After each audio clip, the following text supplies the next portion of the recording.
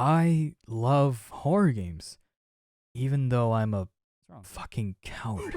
God, did I really steal a pyrocynical line? And then, Oh Christ. oh fuck! What really got me into horror games is my dumbass with unsupervised internet access stumbling upon a PewDiePie Amnesia Custom Stories video. That was close. Whoa. Somebody out there? It really did start there, oh my god. But since then, I've always thought that scary, spooky horror games can only be done well using a first-person perspective. There were exceptions that I watched during my childhood, like Fatal Frame, The Witch's House, but they're just scary because, loud screaming JPEG, And one game that cemented that belief of mine was Resident Evil 7. I still didn't have a good enough PC at the time to run the damn game, but I certainly binged the entire Markiplier playthrough, but holy Jesus fucking Christ. This game scared the ever-living shit out of me. I'm just watching. My Resident Evil craze died down until the Holy Grail, a Resident Evil 4 remake. What are you, my mother? And since my first playthrough, I bought all the games, even Revelations 1 and 2. But one of the games in the series that stood out to me the most was Resident Evil.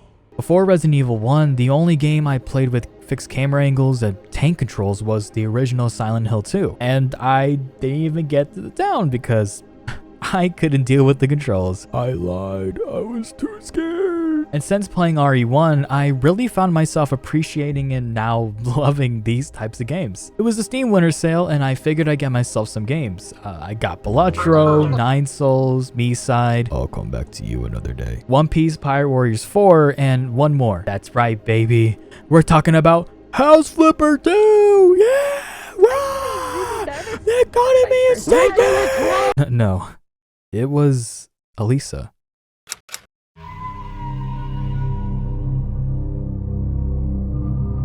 Elisa was created by Casper Crows, a solo developer from Belgium. It started off on Kickstarter on May 22nd, 2020 and would be fully backed a month later, reaching a staggering 28,816 euros, which is basically a brand new 2025 Honda Accord for us brain rot Americans. And on October 21st, 2021, Elisa would be released to the public on Steam and itch.io, where it would later receive the Director's Cut, serving as an update to the game, making this the definitive version to play. I assume the inclusion of Director's Cut for the new version was a callback to the games it was inspired by, and that the original Resident Evil would also receive the Director's Cut update trailer. Upon booting up the game, you're greeted by this beautifully and faithfully created pre-rendered cutscene.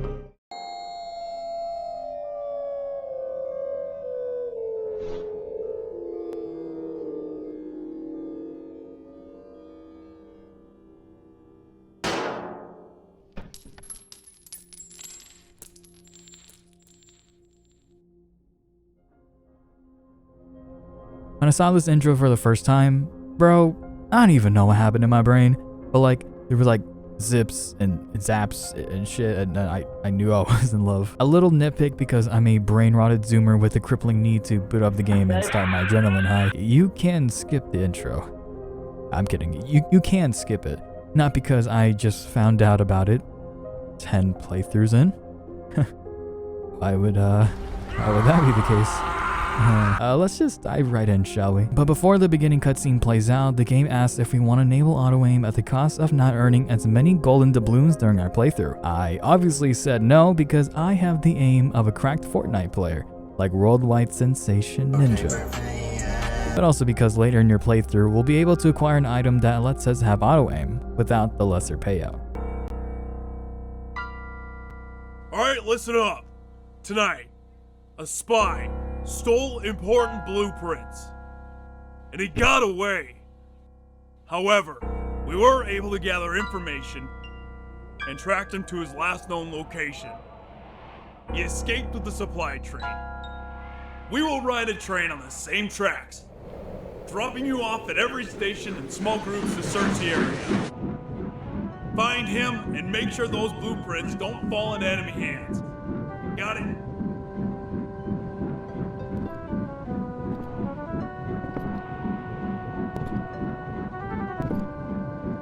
Alyssa, the next stop is yours.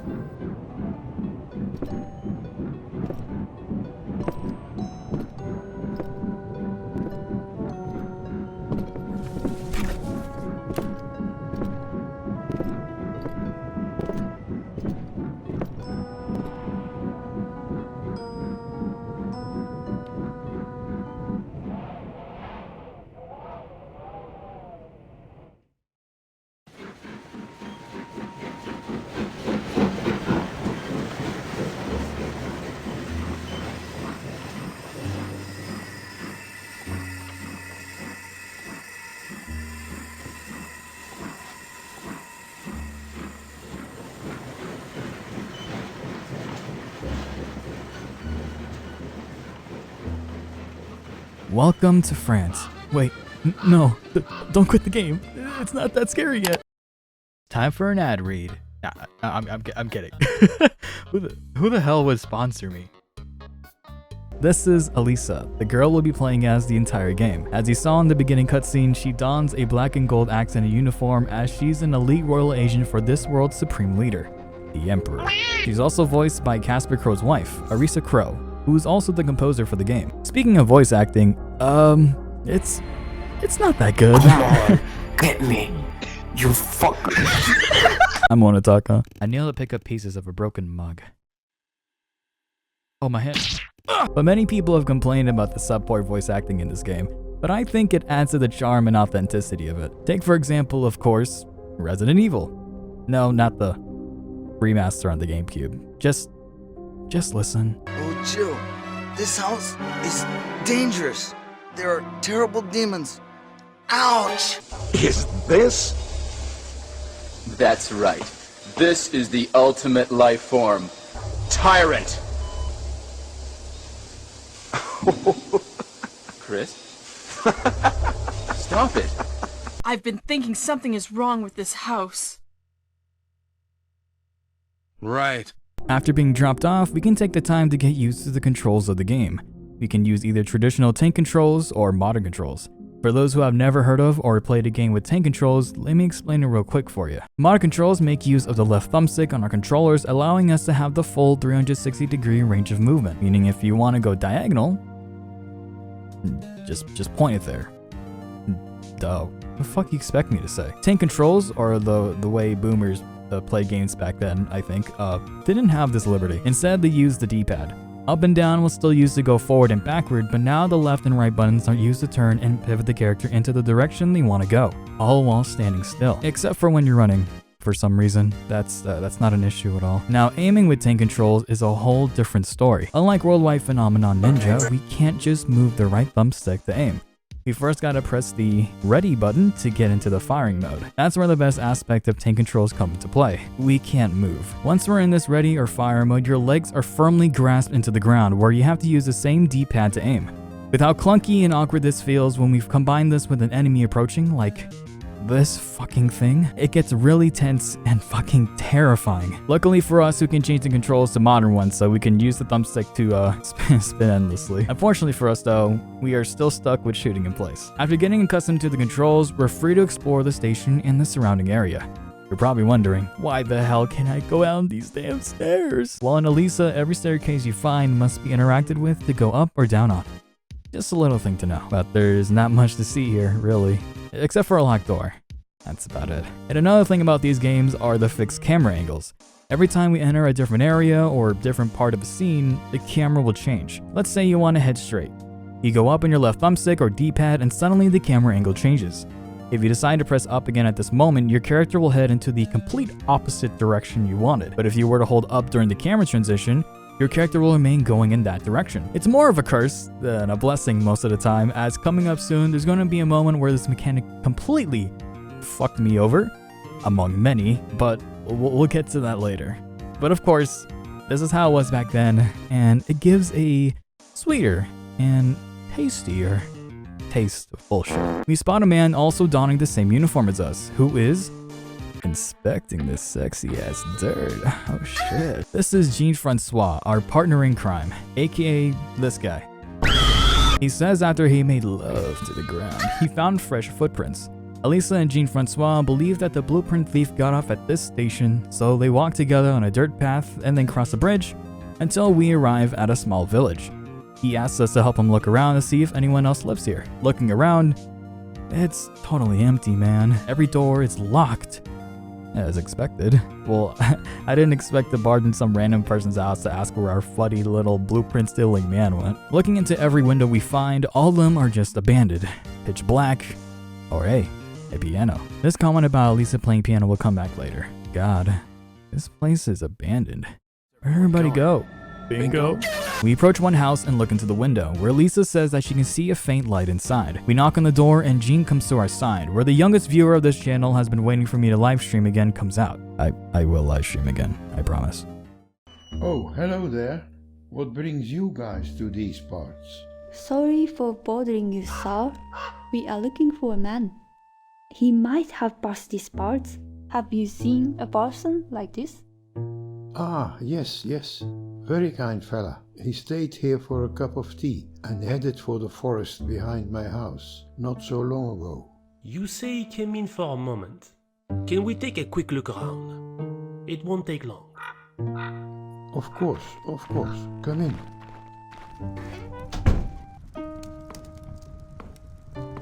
So, are you the only one living around here? Where are all your... Well, while they talk, let's talk about the game menu for a bit. It won't take long. When you bring it up, you have a very simple UI. On the left, you'll have your 2 weapons of choice, with the dress of your choice at the bottom. Since we're at the prologue of the game, we start off with 2 weapons. Commuter APK. A pistol used by the police or military agents from the Royal Armed Defenses and is based on the real-life Walter Peepee. He said Peepee. And the saber. No. Not that one. This sword is only used by high-ranked military agents. And we start off with our military uniform, or the Royal Armed Defenses uniform. Elisa notes that she feels more confident when wearing this. Each dress in this game provides its own stats, and with the uniform we gain a 15% defense buff and a faster reload. On the right, we have the number of golden doubloons, or tooth wheels in this game, that we have. Hi, Elisa. And our health bar. And at the bottom we have our inventory or items, our map, our stats with the forever spinning model of Elisa, and the option to exit out of the game menu. No? They're done? Cool. Let's get out of this old guy's house and head into the forest. Wait, let's look around this house real quick.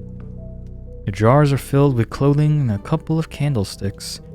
There are 2 small pictures of women standing on top of the drawer. A blonde young girl wearing a red dress. There's a name under it. Elise. The other woman is old and gray. Her face is covered by some black cloth. A bit creepy. Interesting. Remember this note from me, okay? We finally head to the forest with Jean-Francois, and it's really nice here. You know, life as an elite royal agent isn't so bad. Yeah, the pay isn't great, and every country in this world is at war with each other, but right now, at this very moment, I feel at bay. Maybe Jean-Francois and I could go on a date. Over there! It's him! Halt! Stop right there! Vite! Let's get him! We begin chasing after him before Jean-Francois decides to gulp down his fucking toothpick and falls to the ground. We throw emergency flare. Huge mistake. Why the hell did she do that? Over to him as we continue the chase. We manage to corner the tiny man thief down to a cliff. And he's dead. Mission accomplished. Wait, this isn't a cliff. What's this?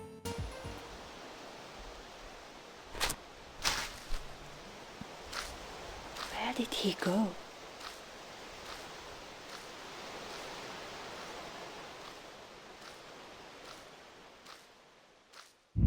What's going on?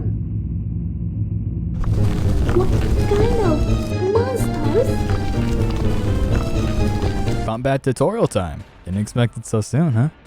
As the tutorial says, simply press your aim button, use your action button to attack, and use your sprint button to reload. A really nice feature Casper Crow's implemented is that there's a small crosshair beside your ammo count. If you're aiming at an enemy and it's grayed out, your shot will miss. But if it's orange, that means your shot will hit. This is super useful for those who rightfully didn't choose to have auto aim, as well as for when you're trying to aim at an enemy who's not in the same fixed camera angle as you. For our first enemy encounter, we fight the doll amalgams. Hi, overly tired dog here. I'm gonna be using a guide made by Salty Justice for the enemies and how to deal with them properly because I basically served around them in my first playthrough, so thank you. I love you. These dolls are gigantic and terrifying, reminding me of the mannequins from Silent Hill 2. To fight one is already a hassle as it takes a bajillion bullets, so fighting 3 at the same time is going to be very tough, next to impossible, especially since you just started the game. They make a return later on, so I'll cover how to beat them properly then. So, this tutorial encounter goes about as well as you think it'd go.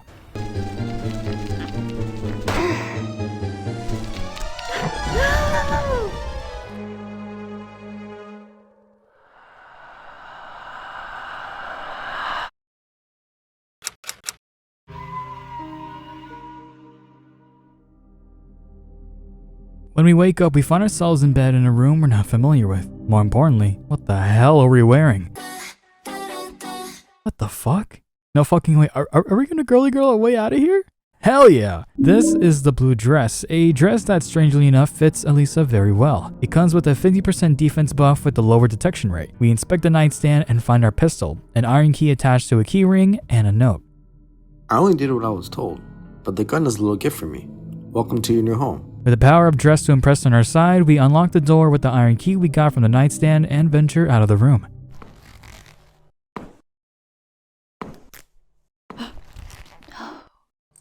Excuse me.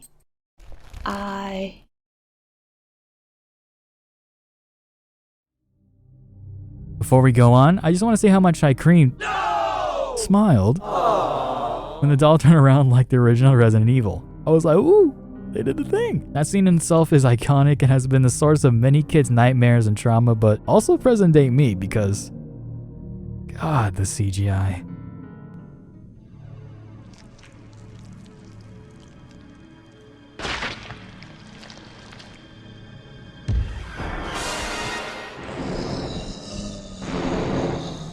This is our first actual enemy of the game, the porcelain doll. This will be the enemy we'll be seeing for the majority of the area we'll be in. She's quite basic. She'll laugh at you for losing your 50-50 in your favorite gacha, or when she spots you, where she'll then start approaching menacingly. And slowly. To take her out, you enact your Second Amendment right in the dollhouse and fire away, taking like 6 shots or so. Or whip that thing out and bonk her until she gets game ended. In my first playthrough, I don't know why I started panicking and ran circles around her, while she like slowly followed me. It's kind of funny how now I'm looking back on it. When you kill the porcelain doll, or any enemy, they drop tooth wheels with how much you receive depending on the enemy. If you were to return this room sometime later, we find that the room has been fixed up, with all the furniture back to where it was supposed to be. There's even a free medkit and Martin shots here for us to take. Who the hell is cleaning up after us? We exit this room and are brought to the main hall. Get used to the layout as you'll be going through here a lot. Here on the second floor of the main hall, we have 3 other doors we can head to, as well as the stairs to head down. As we enter this door, okay, nope, it's locked. Looks like we need a left-hand key. Okay. Going to the other side, we can head to, another porcelain doll. We swiftly take them out and head to the door. Okay, dude. Okay, this one needs an eye key. Some bitch. All right, this one it is. Hey, you! No, don't shoot. I didn't help you. Who are you? What is this place? My name is Paul, and this is the dollhouse. The dollhouse? No, really? What's going on here? And why am I wearing this dress? Yes. Well, can't help you with that. But if you can bring me some tooth wheels, like this one, I might be able to exchange them for some extra firepower. Hey, don't fool me, puppet. Tooth wheels or nothing. Fine. This is Paul, a cute little puppet man who serves as a merchant of the game. You can buy weapons, items, and dresses from him, all of which get expanded with more options as the game progresses. One thing to note is that Paul's item inventory is limited, so we can only buy so much of his stock. But again, as the game progresses, his items will get restocked. You can also save here, which costs a single tooth wheel, much like, of course, the original Resident Evil, where you have to find an item called an increment in order to save. In that game, increments are about as scarce as ammo and take up an entire inventory slot. But here, it's just relying on money, so if we kill at least one enemy, we have nothing to worry about. And also, we have an unlimited inventory space, which makes me wonder, where the hell does she put a minigun when she's running around the dollhouse? Adjacent to Paul is Charlotte, the wardrobe. Here, when we purchase a weapon or dress, it'll show up here for us to switch out with. Since we're too broke to buy anything since we lost our 50-50, there's nothing for us to switch out of. We decide to descend the stairs, and this is the moment a majority of you, if you decide to pick up the game, will start to panic. Because I sure as shit did when this fucker decided to spawn camp me at the stairs. These are the crawling dolls, and aside from 2 other enemies I will talk about, are the most annoying things to be birthed from this game. Not only are they fast, but they do a decent amount of damage. Trying to fight back with your blicky? I don't think so, stupid. By the time you whip that thing out, the thing is either attacking you, stun locking mid-animation, and canceling your reload, or playing Ring Around the Rosie as you try to aim and kill it. Oh, did I mention there's stun locking in this game? Cool, right?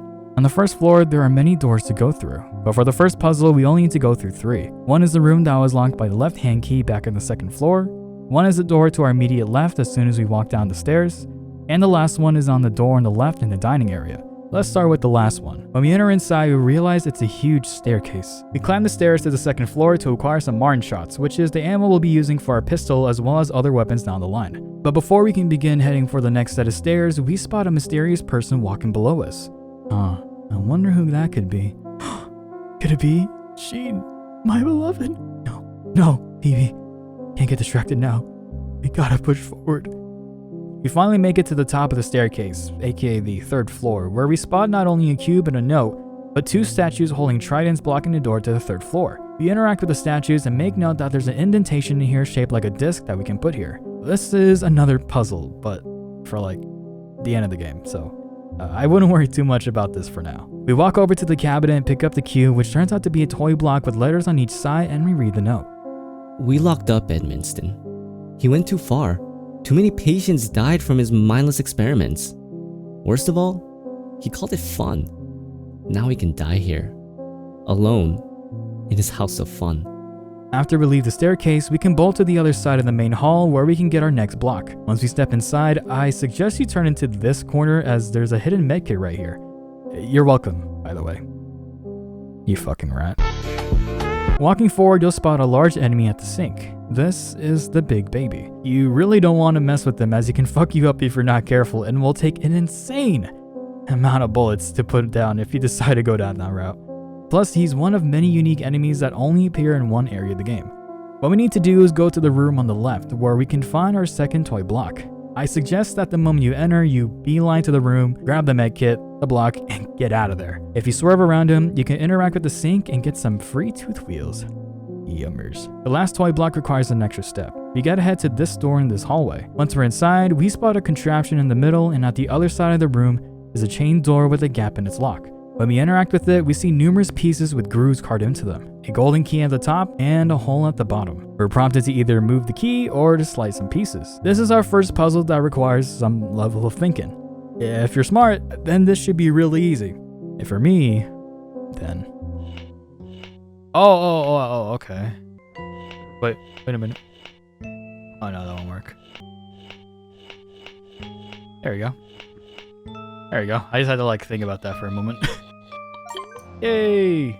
Hey, finish the slide puzzle within 1 minute? Damn! I got an achievement for that?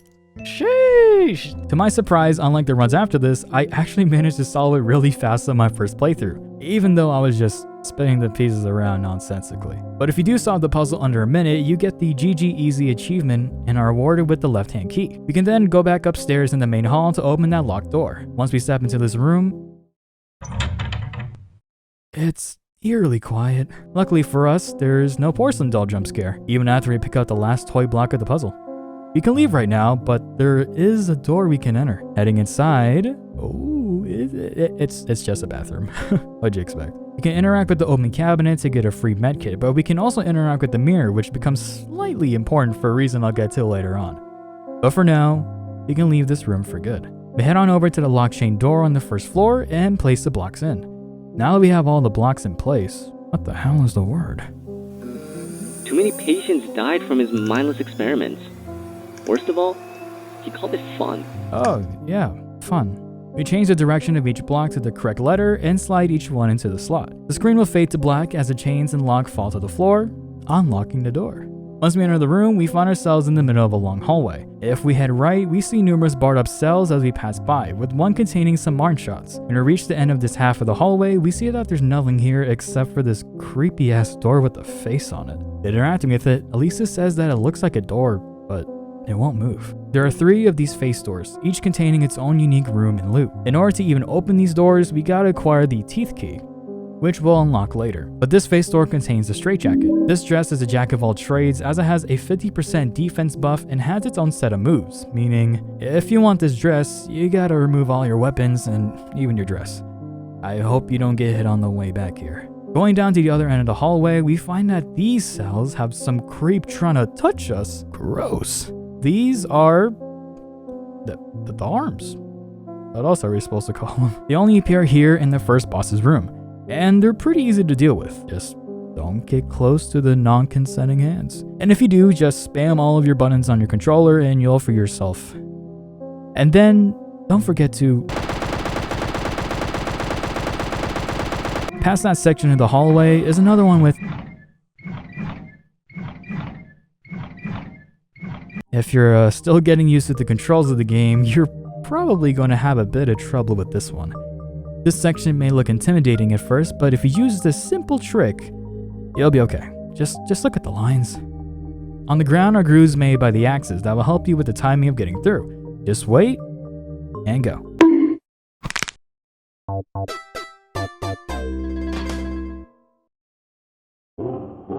Since we're down here, it kind of works in our favor since we get a shiny medkit. How convenient.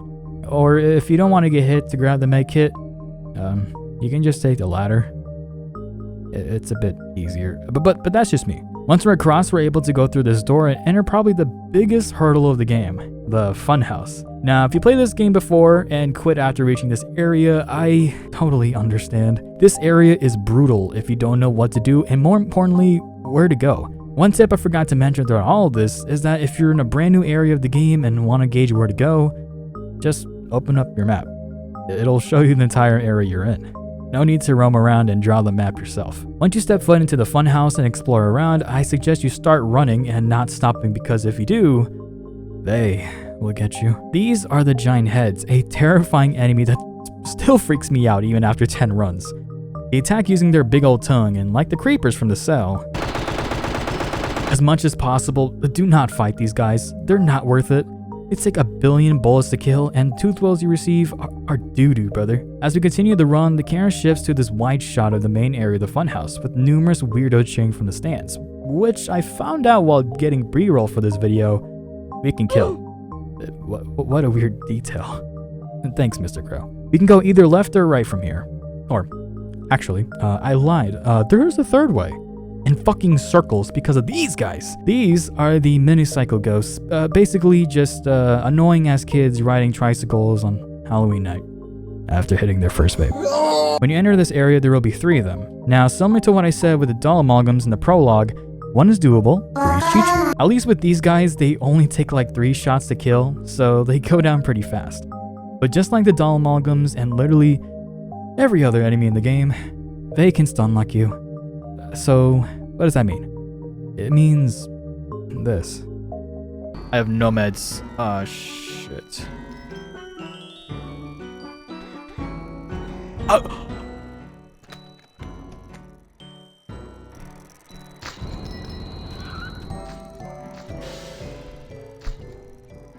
Oh my god, I got stun locked.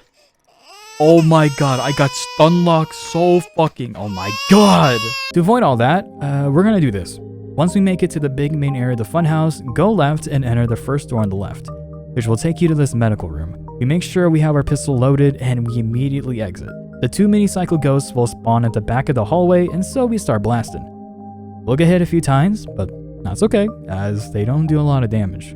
Once they're down, we can finally take a deep breath, as we only have to deal with 1 more ghost and another enemy at the right hallway. We return to the medical room, as you can get another free medkit in the cabinets by the door, and there's another thinking puzzle to solve here. We approach the table to find a doll with the stomach removed, revealing empty stems and cogs placed below. All we gotta do is put the cogs in the right spot and crank the handle. Shinji, crank that, soldier boy. The doll's mouth will slowly open, where we're able to grab the cage key.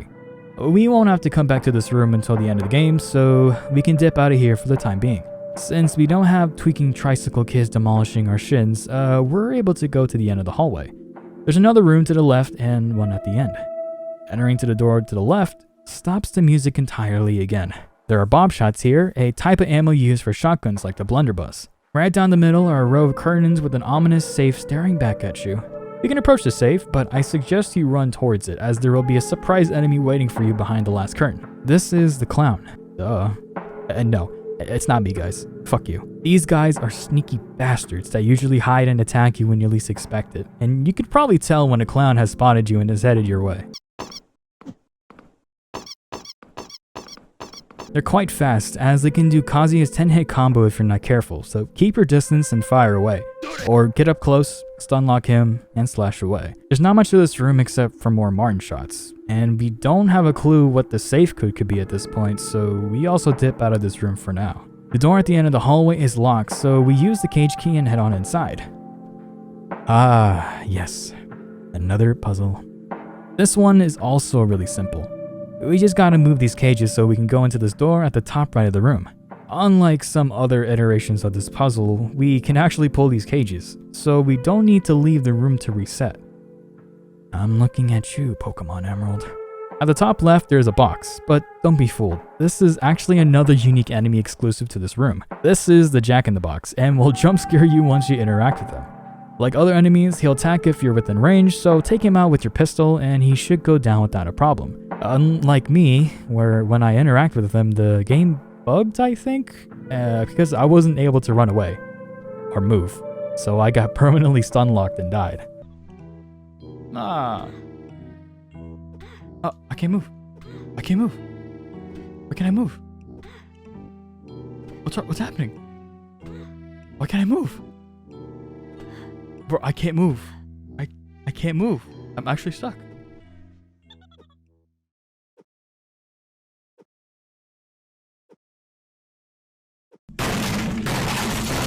This guy is completely optional, so we don't have to fight him or even interact with him. Next to the Jack-in-the-Box are more Martin shots, and once we correctly move the cages out of the way and pass through the door, we find ourselves to another hallway, with a door at the end and a one to our right. There's another clown to our right, so we bob and weave and take him out and head into the room. We step into what I call the clown changing room, and we pick up a free medkit right in front of us. Going further into the room, we see a vanity table with makeup, mannequin heads wearing different hats, and clown attire. Beside it, we pick up the green cone hat. Much like the toy block puzzle to get here, we need to grab 3 cone hats for this puzzle. There's nothing else to do here, so you can leave this room for good. I also mentioned the room at the end of the hallway, but it's entirely up to you if you want to go there or not. One reason is that there's a pretty tough enemy here you have to fight. When you head inside, it's probably... Actually, no. It's most definitely the coziest room you'll be in this entire game. It's a whole lounge that's enveloped in red. Red carpet, leather furniture and walls, and even a bed. But I want to ask you if you can see the aforementioned enemy in this room. Do you see him? Here, let me zoom in and brighten it up for you.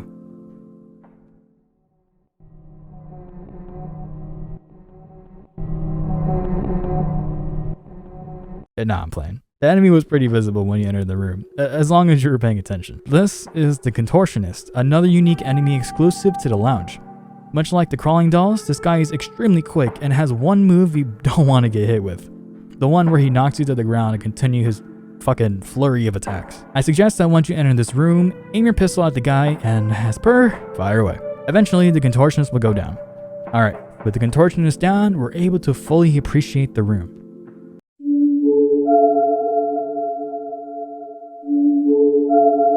Yeah, this guy has a second phase. Or more like, he gets to retry trying to whoop our ass, so like, deal with it how you would with the crawling doll and he'll be officially dead. Pole will appear and the lounge can now be used as a save room. I like to preface that you can 100% skip this room if you don't want to go through the hassle of fighting the Contortionist just to have a save room here. Once you know where to go and what to do, I personally don't see the purpose of going here, to be honest. Is what I would say had I not interacted with this gate over here. A coin-shaped object could fit in here. How interesting. Is it like the discs that are on the statues on the 3rd floor? Looks like we'll be back here later. The other 2 cone hats are on the other hallway of the funhouse. Heading over there, we'll come face to face with the Jolly Chimp. This guy is more of a boss than anything. He has a high health pool and does a fuck ton of damage. Please avoid this guy more than ever. Your bullets and time are more important than dealing with him. My usual strat is to wait for him to jump forward to smash with his symbols, run back, and then run towards the left of him. His next attack shouldn't hit. We can go either to the room to the left with stars around the frame of the door, or go to the rim at the end of the hallway with a... I don't even want to describe that. We are then transported into this funky place with stars lighting up our path and flying plants circling around the room. A speedrun from Ecdysis, I probably mispronounced that, I'm so sorry. gave a really good shot to not get hit by these planets. He basically says, after Elisa finishes commenting about her possibly tweaking, take 4 steps, then run and follow the star path to these eyes and giant mouth.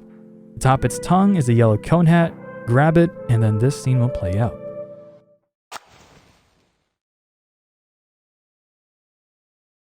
It was all smoke and mirrors? So we weren't dreaming? Or maybe it was all in the head.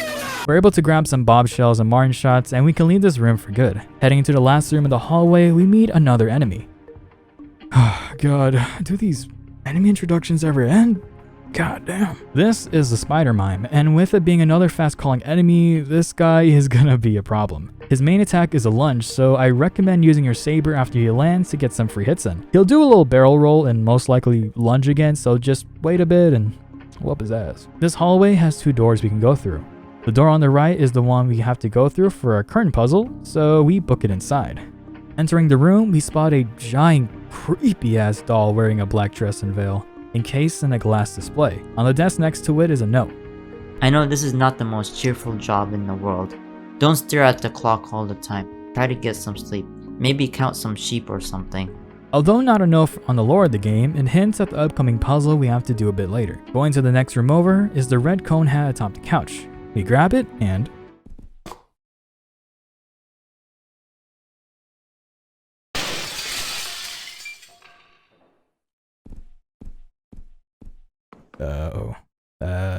that's not good. Well, surely, we don't have to worry about that till later. Anyway, we head into the room at the end of the hallway and unlock it with our cage key. Inside, we see that the note we read just now was referencing this room. For some reason, the tension was so high as the draped furniture reminded me of another game I played a while back called Chucksy.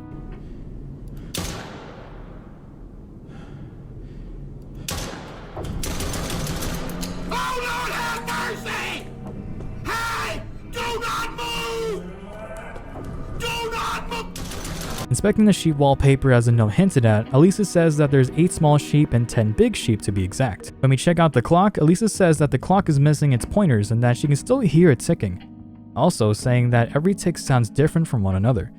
This is the next puzzle we have to do. Later. Because now we have to find where the hell to put these 3 cone hats. We've gone all over the rooms you could have possibly went to down here. Where could it be? Well, we actually have to return to the main area of the funhouse, so let's get out of here. Alright, that's another puzzle to solve. What? Oh my god. I actually have my heart stopped. Oh my god. Oh my god. Oh my god. Yeah, she's an enemy. That is the black doll. All you need to know is that the moment you hear...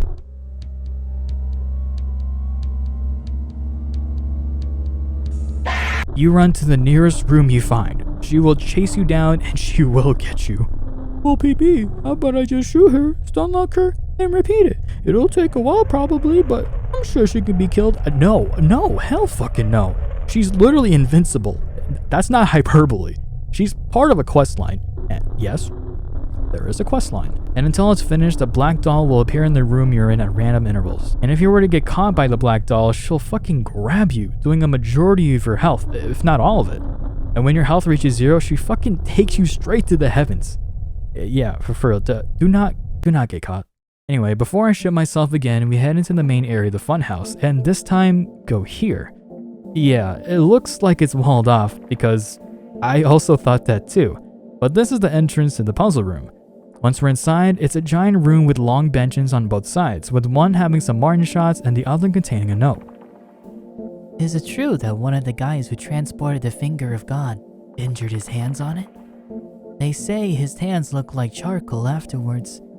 Just want to know if all these rumors are true. This is the first mention of some sort of artifact called the Finger of God. At this point in the game, we have no idea what it is. So for now, we can put this in the back of our minds. At the back wall, we have 3 stone busts, each containing a small passage of what cone to put on. The first one reads, Isabella Flora, expert in biology. The second, Erman Heinrich Hahn, master of psychology. And finally, the third, Simon Celsius, professor of astronomy. As you could probably figure out, place the cone hats on their respective stone bus. With the first one, it's going to be the green cone hat because flower means life, I guess. The second one is going to be the red one because orange lines are similar to the grooves on our brains, I think. And the last one is yellow because stars are in space? Wait, that one actually makes sense. To our surprise, that combination works, and the wall slides up to reveal a giant spike contraption with punching gloves and huge bonkers. As you probably guessed, this is our first boss fight, and if you haven't already, please save, as you'll soon find out this fight is heavily luck-based.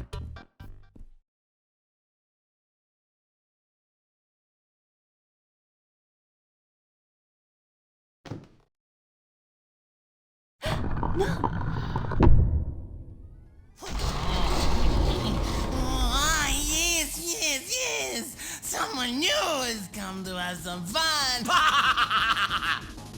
This is Pierre Edmiston, the aforementioned crazed scientist we read about on that note on the third floor staircase. I was very intimidated by this boss at first, as there's a lot going on here. The spinning room, alternating ways of getting hit, and trying not to be grabbed by those creepers again. Whew. Basically, as soon as the fight starts, aim in and start blasting, praying to RNGesus that you don't get hit while doing so. Somehow on my first playthrough, I was able to find this sweet spot where I wasn't getting hit at all. Once you get Pierre to about 10% of his health, his spinning contraption will stop working and the floor will stop rotating. He'll then hop out, wielding his really fucking huge hammer. Hopefully you'll have enough ammo to take Pierre out, but if not, just whip that thing out. But in my first playthrough, I didn't have the saber, so I became Gojo from that one movie. Once he goes down, he drops some yummy tooth wheels and some mysterious string appears from nowhere and yoinks him up to the heavens above. Rest in peace, my mans. Oh, he also dropped something.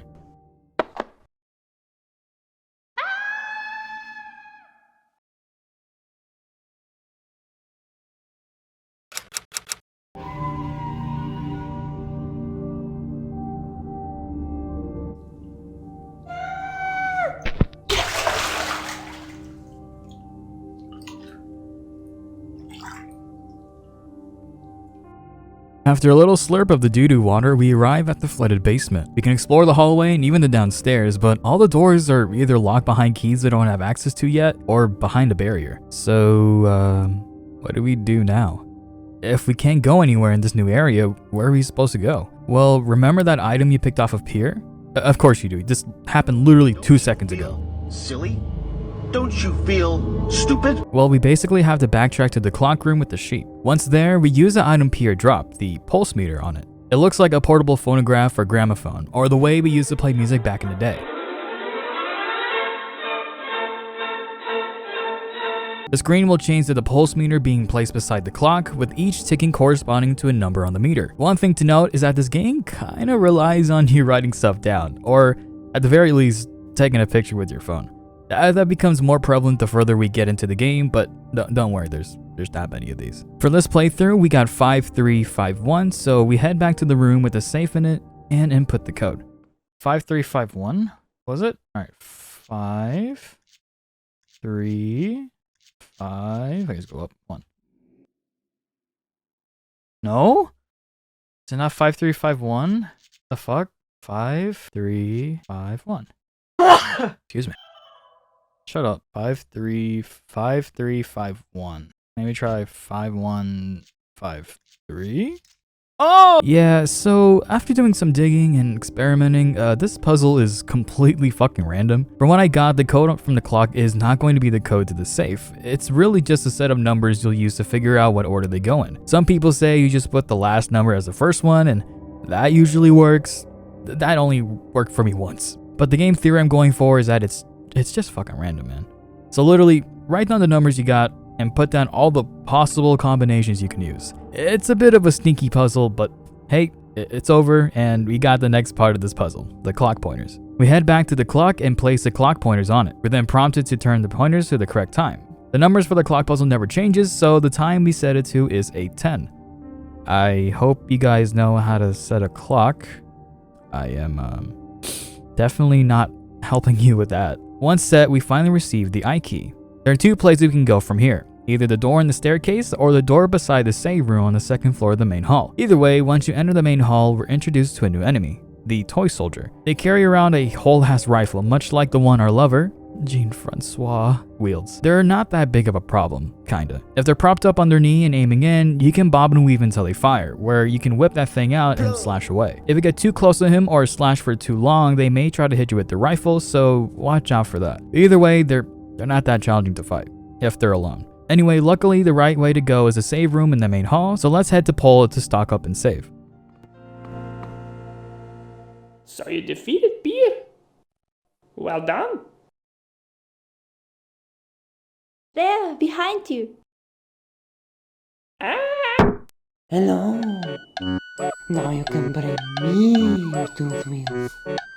Yes. What? After you tried to kill me?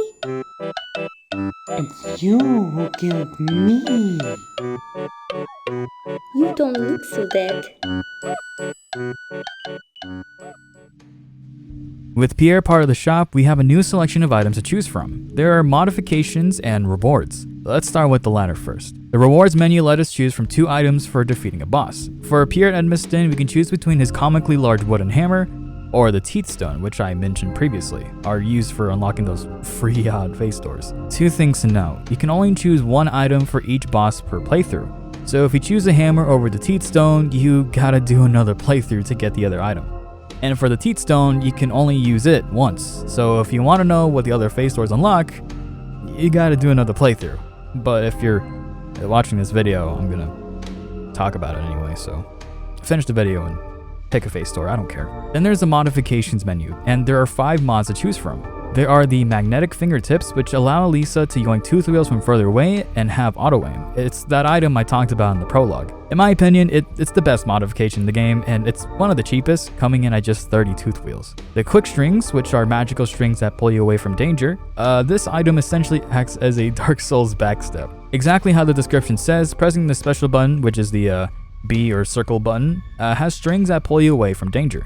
Very situational. I've never used it personally, as I'm a big baby and I just bob and weave most enemies unless I have to pull that thing out.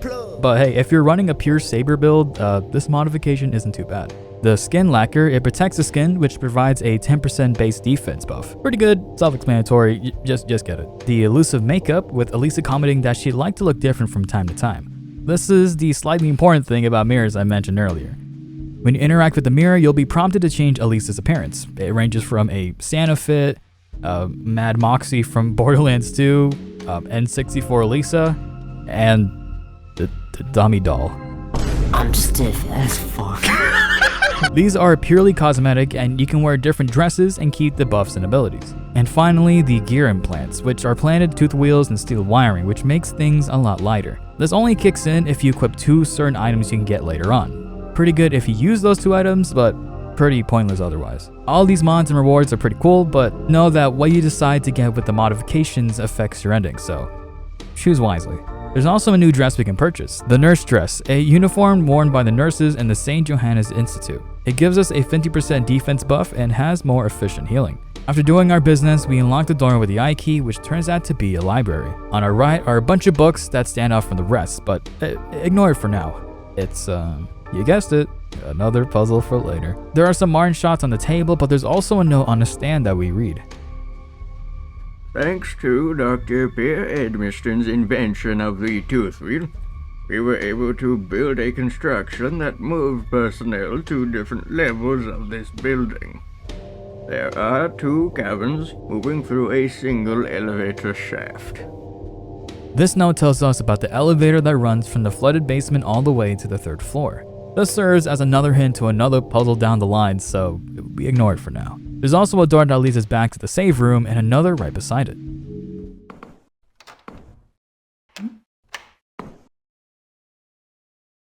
Hey, come over here. Open this door. You're under arrest. You're one of the Emperor's crows, aren't you? Tell you what, we're all equal here, and far away from home. You should forget about those orders. Looks like you've got company there.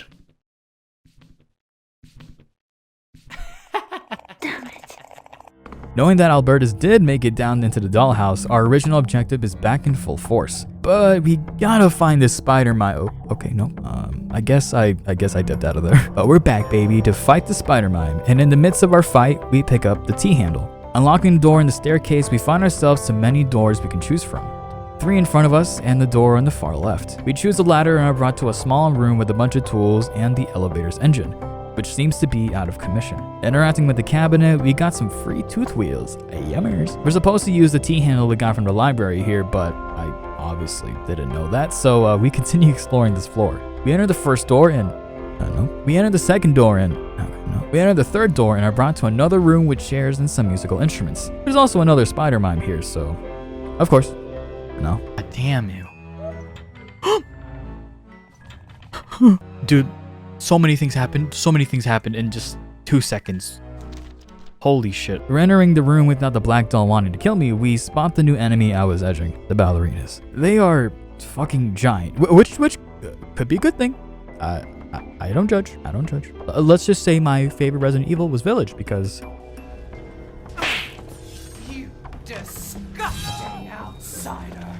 But there's also another unique enemy exclusive to what I'll call the ballroom. Good thing about them is that you can hit both of them if they're stacked together with the blunderbuss or the shotgun. One will go down first, so you can just bonk her until she falls. In the corner of the room is a med kit and a piano, which is, you guessed it, another puzzle. Interacting with it shows 3 colored fish with a numbered dial underneath it. We don't know where to even get the information to solve it yet, so we leave it alone for now. After some wandering around a bit, I finally head back to the engine room and use the T-handle to unlock it. I hope you guys saved beforehand.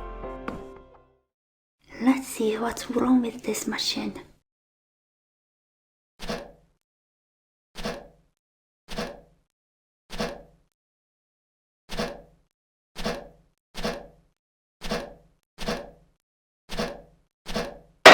This thing seems unstable, but to watch out.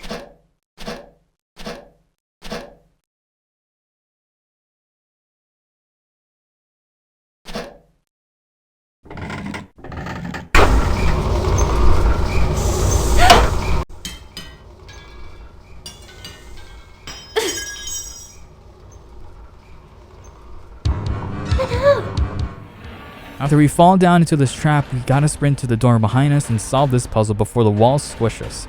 We're given to either move bolt 1 or 2, with the goal being to get both to the other side. What we're supposed to do is move bolt 1 to the end and also position each groove piece up or down so that you can move bolt 2 to the end as well. You may have noticed that the notch is on the second and third piece, so when you move the third piece up, it also brings the second piece up. The second piece brings the first and the third piece down. It looks intimidating, because it is. But of course, it took me many tries before finally getting it right.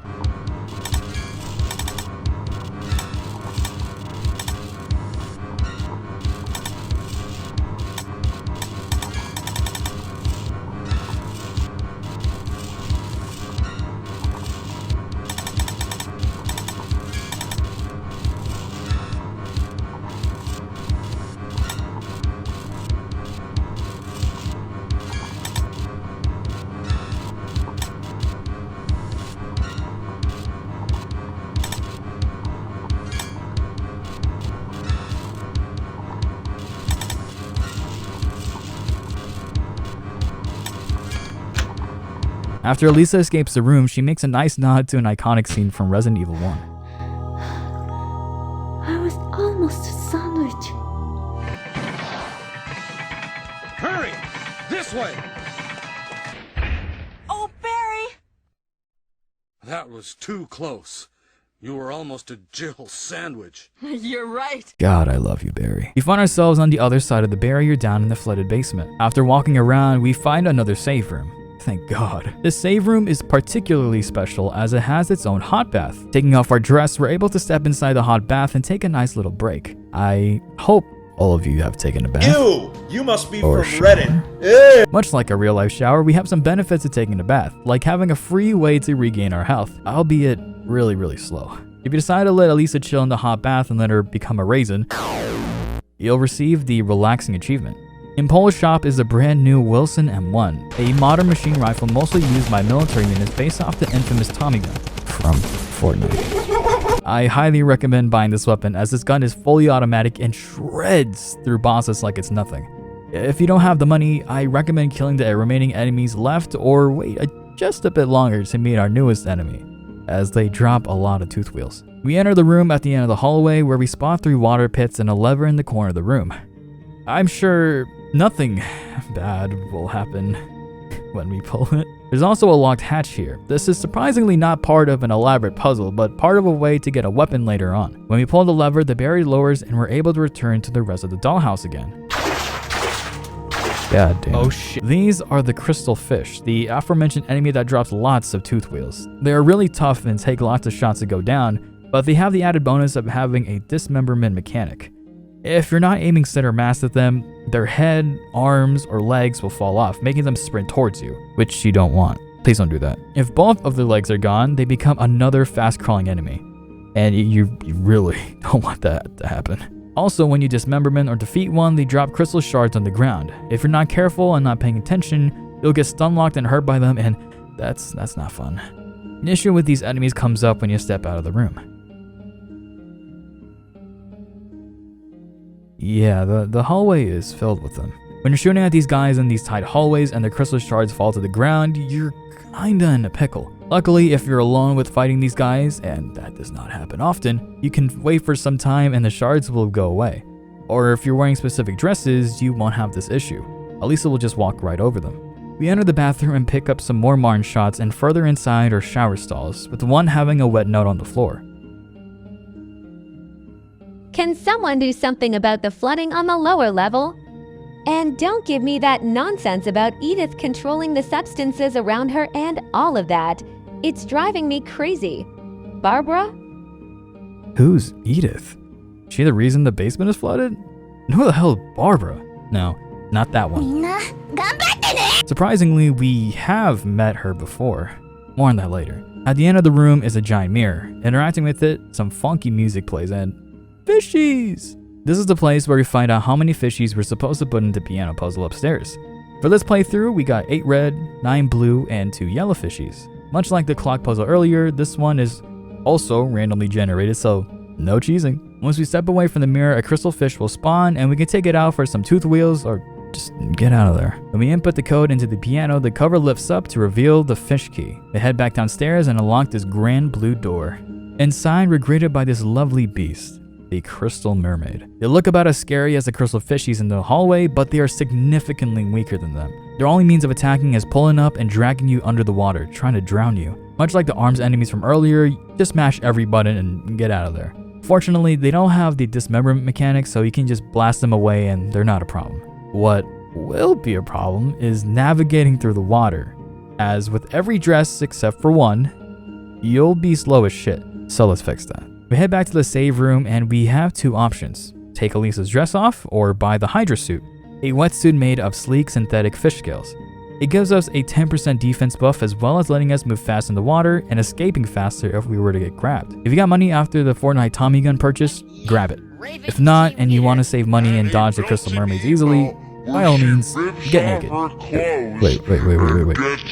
Fucking naked. Alright, now that we're back here, let's continue forward. We're then brought to this gigantic dark room with 2 crystal mermaids. Take the first door on your right as everything else is locked. Here we are, the maze, filled with 2 crystal mermaids that we have to manage. Luckily for us, there's Tommy gun ammo and even a med kit in case we drown too many times. I enjoyed this maze, but my only gripe with it is that if you're still not used to fixed camera angles, especially when it changes, like me, you're not going to have a good time, as this maze does a lot of that.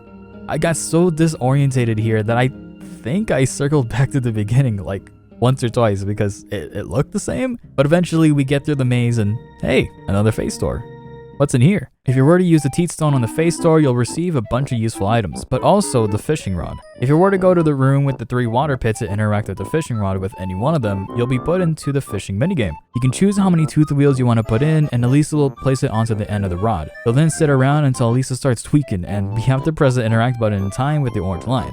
So for you Dead by Daylight generator sweats, this one's for you. If you get lucky, then you'll yoink at a fish and shoot it for some tooth wheel profit. But if you're unlucky or just suck balls, you'll yoink out a crystal fish to fight, which still gives you a good amount of tooth wheels, mind you, but will still take a lot of ammo to put down. It's a fun novelty and a nice way to pass the time from solving puzzles and getting stun-locked, I guess. You'll get the fishy achievement for fishing just once. After the maze, we enter this giant room, and you probably know what that means. We approach the statue, and Elisa fucking roasted from the get-go. How rude. But we grab the Poseidon disc from the statue and leave.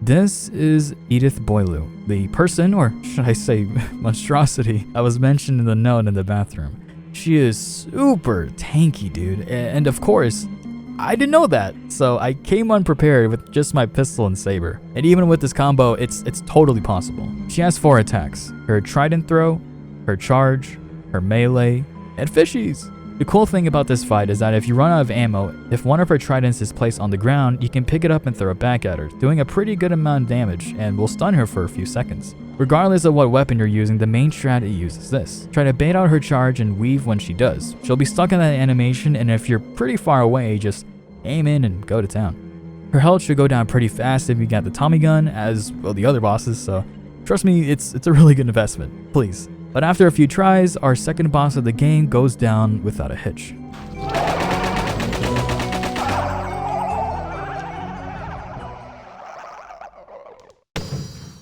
With our second boss down, we rightfully grab our yummy money and get the hell out of here. Back in the save room, we check out the new stuff we can buy from Paul and Pierre. Paul now sells the Hillside Revolver, a rare high caliber revolver based off the old Smith & Wesson pistols. The pistol is a beast and does a lot of damage, but nothing can beat my beloved Muger PP. There's also a new dress to buy, the leather armor, which gives us a staggering 40% defense buff. This is the best dress you can purchase in the game. For now. With Edith defeated, we're able to claim one of our boss rewards from Pierre. We can choose from either the Javelin or the Glass Orb. The Javelin, as the description says, is good for both poking and throwing. Pressing your reload button will stabby stab, and the interact button will yeet the Javelin. It does a pretty good amount of damage, not gonna lie. I wish I used this more often in my playthroughs. I highly recommend this. And we also have the Glass Orb. Elisa says that she can see her reflection in it, but it's not quite her. If you look closely, you see a doppelganger Elisa inside, smiling at us.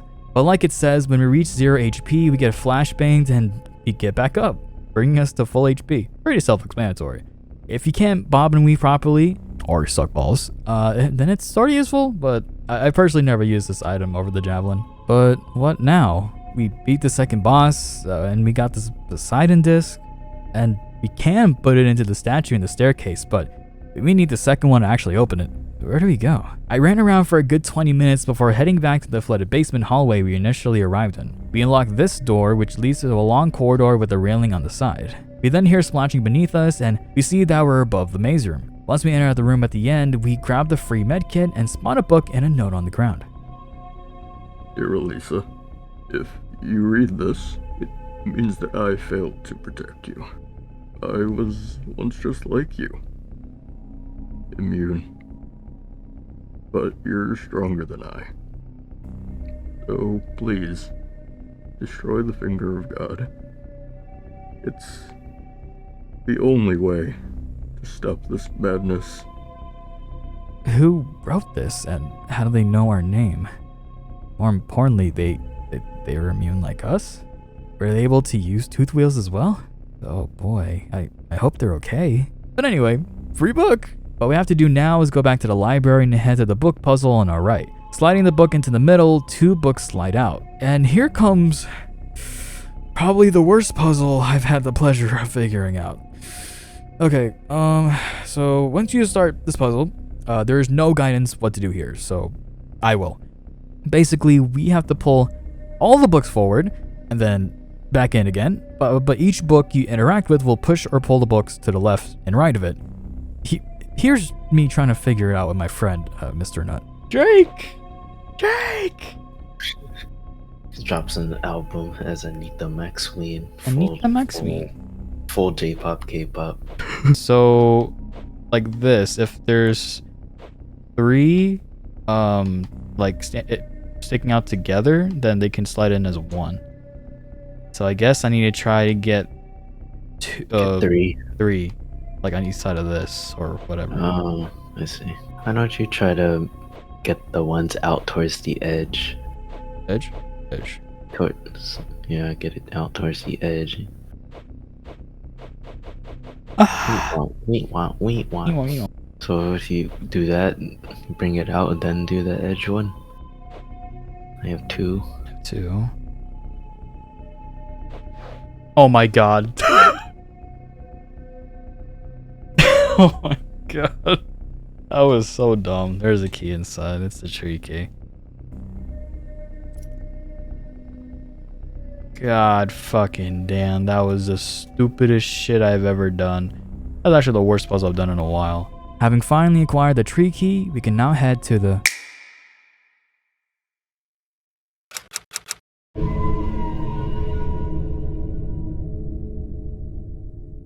We head down to the store behind the stairs in the main hallway and unlock it. There's a small room in here with Martin shots that I stupidly ran past, but here's some b-roll. But we're brought to this huge opening with 3 paths to take.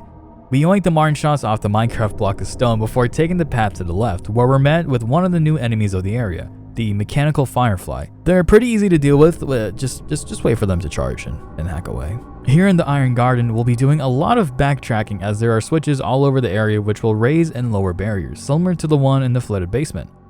So when you get to this area, try your best to memorize the layout, as it gets really easy to forget where you are and where to go. Basically, once we make a left and come to this crossroad, we take the path straight ahead where we'll find a note. 13th August 1891. We found a large cave opening. There are lanterns placed in this cavern. Are there other miners? Behind this bush, we'll find this little contraption for us to solve. We basically have to line up these lines together by rotating these dials, where each one makes other dials turn in various directions. Another little strat or cheat I saw from Idices to solve this puzzle real fast is what he called the 4-3-2. And I'll let him show it off real fast for you. That, because I have heard somewhere, see, because there's ammo right there, there's ammo coming up too. So in theory, I wouldn't need all the ammo. Anyway, the puzzle right here in this area to get the main key is going to be, I call it 4-3-2. Move this left, move this one left, and move this one right. That's going to put them all together, and that will allow you to get the apple key very quickly. Having solved the puzzle and acquired the apple key, we can now fully explore the rest of the Iron Garden. Another thing to note is that once you get the key, the main area we started out from will now be filled with 2 more enemies to swerve around and deal with, the Steel Sunflower and the Steel Rose. They're both built the same. Golly. The Sunflower is a slow brute of an enemy that swings with their hook hands. If you get hit by it, you'll probably be spamming your medkit before you get hit again. The Rose is faster than the Sunflower, but also has a range attack where they throw thorns that also do a good amount of damage. As much as possible, avoid them or gun them down with your Tommy gun. We unlock the gate with the apple key and pull the lever to lower and raise the barriers. But we're not done yet, as there are even more barriers to lower. We unlock this gate and...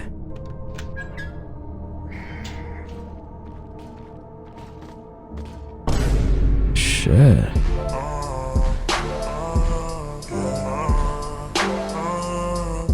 Sorry.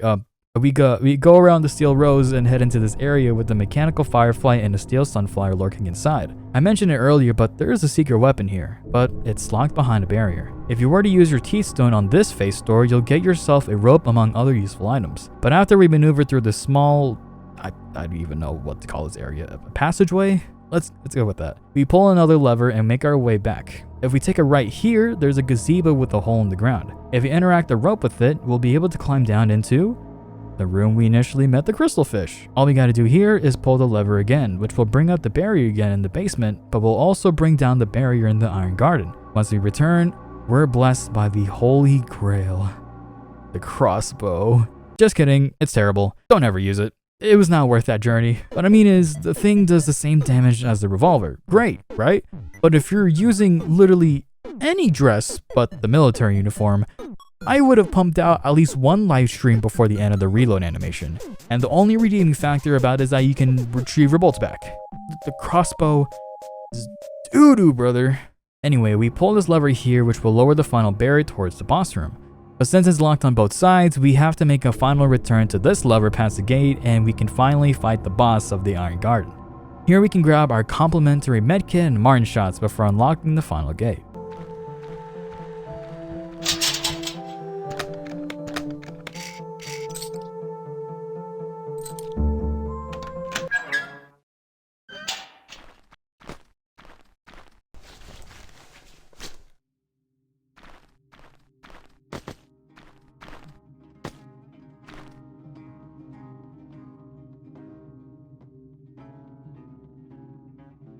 A key?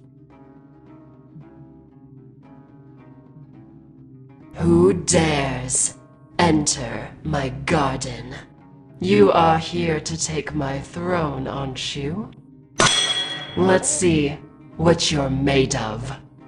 This is Isabella Flora, the Queen of the Iron Garden. Her name might sound familiar as her name was on the stone bust in the funhouse as an expert of biology, as well as her name being mentioned in one of the notes.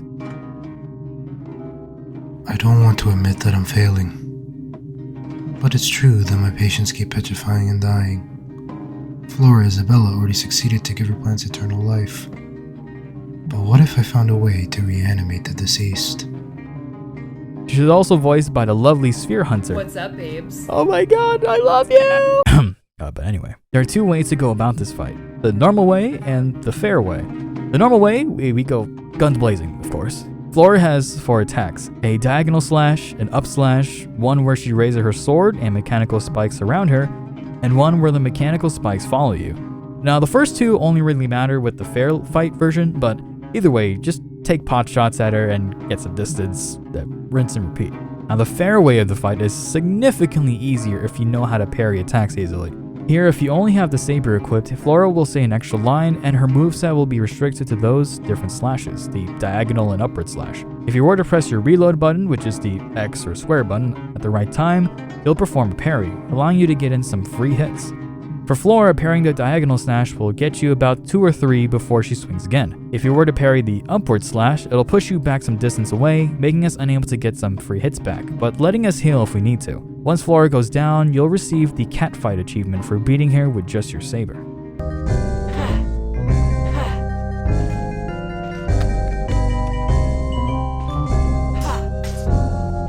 No, I can't let you take it all. Sorry, I just came to grab this key. Now that we got the last key of the game, the right hand key, we can finally make our way into the last area of the game.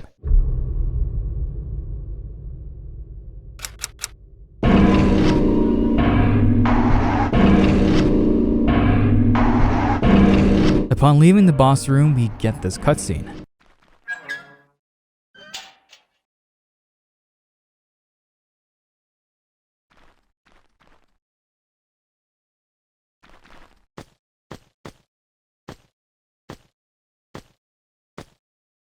Look at my beautiful garden. Flowers of every season, all year long. If only it could remain. Leo.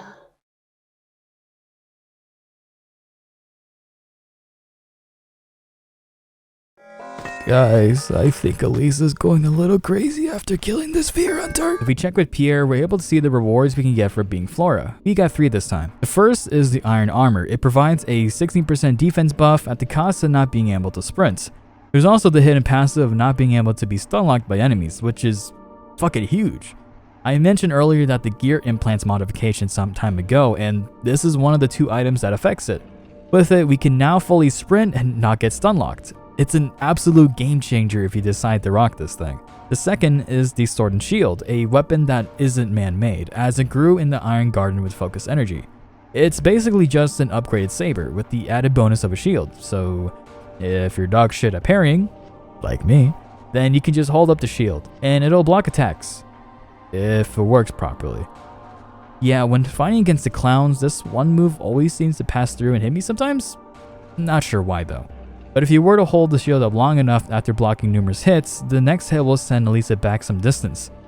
Pretty good, but I'm gonna stick with practicing my Dark Souls parry. You're fucking kidding me! And finally, there's the Iron Thorns.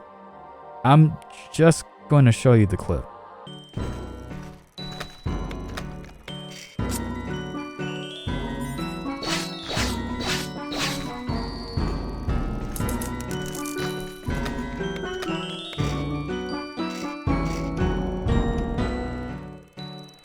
Now with the right hand key, we're able to go to two places. This door in the hallway next to the library and this door in the elevator room. The door in the hallway leads to this room with the locked gate inside, so no go. And well, the elevator door leads us back to the flooded basement, so where to now?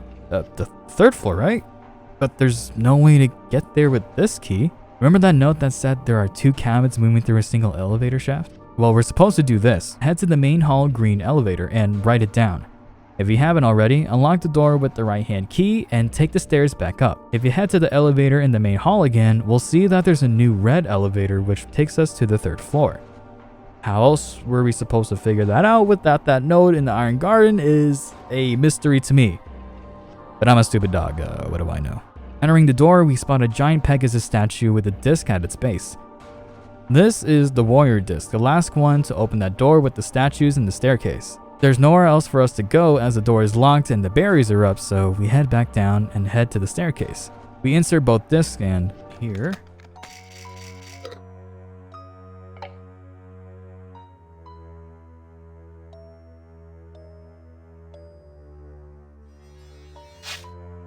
Nice. Fucking finally.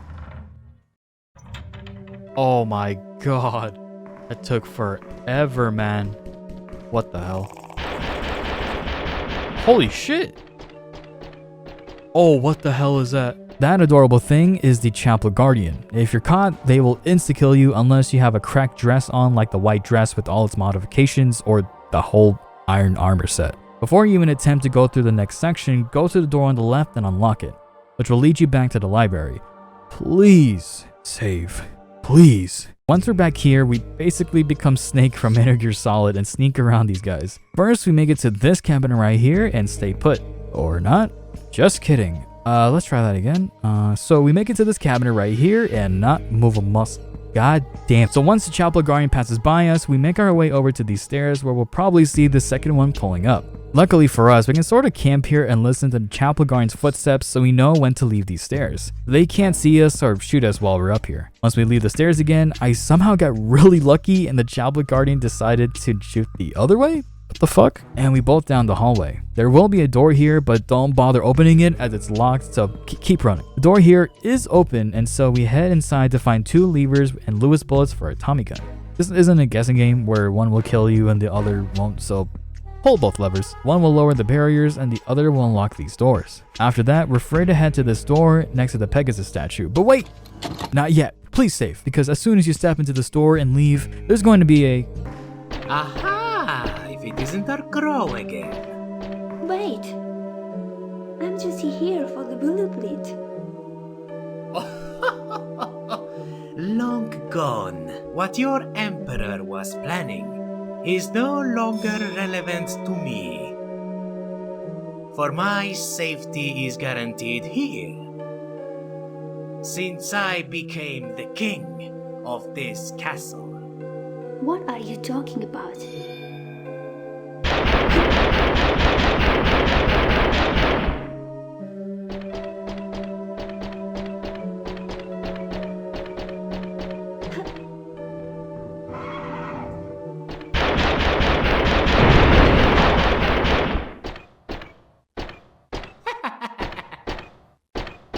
Magnificent. Very impressive indeed. Your strength that has survived so far is certainly an obstacle. However, I have been endowed with great power. I am literally invincible, and now your end has come. We're finally here to take down Albertus, and this is probably my favorite boss fight of the game. It shifts to a rail shooter like Time Crisis and, of course, God, I'm a terrible typer. But we have to maneuver Elisa left and right while using the crosshair to shoot at Albertus. Unfortunately, we can't use our mouse to shoot, so we're still stuck using our D-pad or stick. Albertus has 3 attacks, with one you really have to worry about. One where he causes an AoE attack on one side of the screen, one where he shoots onto the left, middle, and right, and the last one where he shoots directly at you. The latter is the one you have to worry about, as if you're not paying attention and aren't quick to move out of the way, this is a guaranteed hit and will do a decent amount of damage. The other 2 attacks are the ones you'll be getting the most damage in. When he slowly aims his bow and arrow up, start blasting away. There'll be flashing exclamation points where the arrows will land, and once you go to the other side where the AoE effect happens, keep blasting. Keep note that even after the AoE attack happens, the clouds there still linger and can still do damage. When Albertus looks at the heavens to win his 50-50 this time, this is when you know he's going to do his left, middle, and right attack. I'll have it drawn out, but if you stay in the area where he doesn't shoot or his blind spot, it's free damage, baby. The real boss here is your patience and the crosshair kinda. He has a high health pool and will take about 2 or 3 tries to get right, and it's really easy to get greedy and get hit. And the crosshair doesn't go where you want it to go, as there's like some delay to it if you move positions, but eventually Albertus finally goes down and our duty as a royal agent for the Emperor has been fulfilled.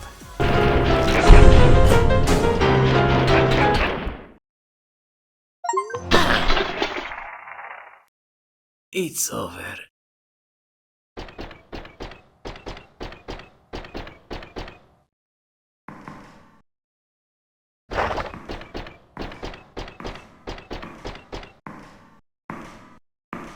Everyone becomes mad here. That thing there, it bears an unearthly power. It protects this place. You have to destroy it. There is an incomplete chemical bomb in a room near the library.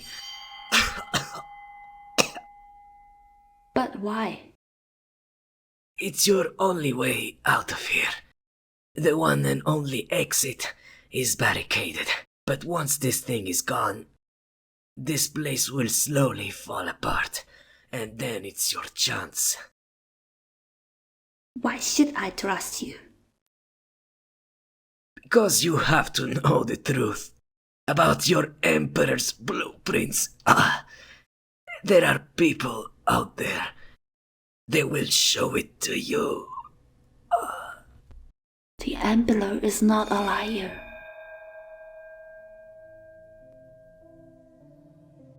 With Albertus defeated, our last objective is to construct the bomb and get out of the dollhouse.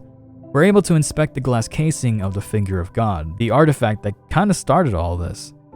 But we can't dwell on this forever, so we begin our last fetch quest of the game. There's a door we can head to, and we're brought to a dark room with a bunch of candles. In the back are a set of unlit candles that we need to light in order. We'll be back here later, as if we head to the room where that locked gate was near the library.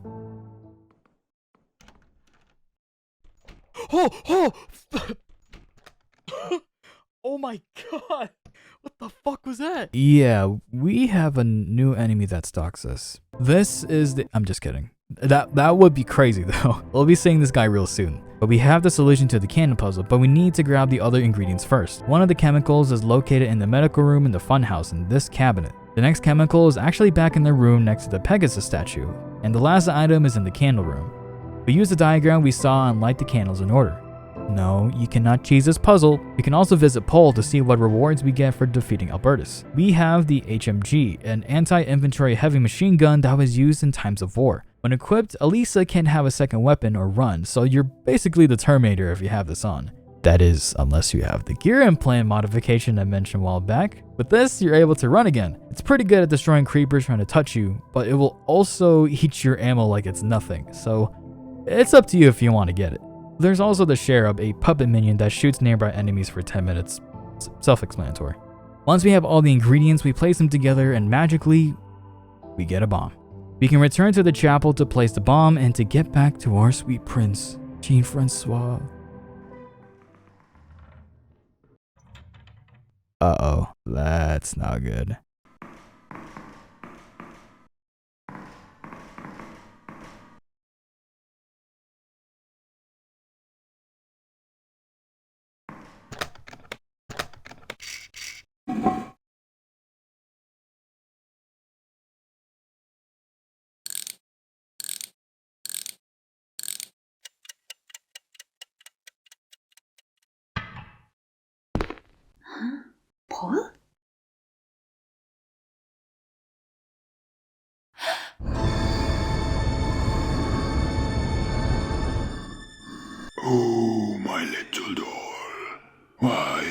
you try and do run away from home, I will teach you good manners by disassembling.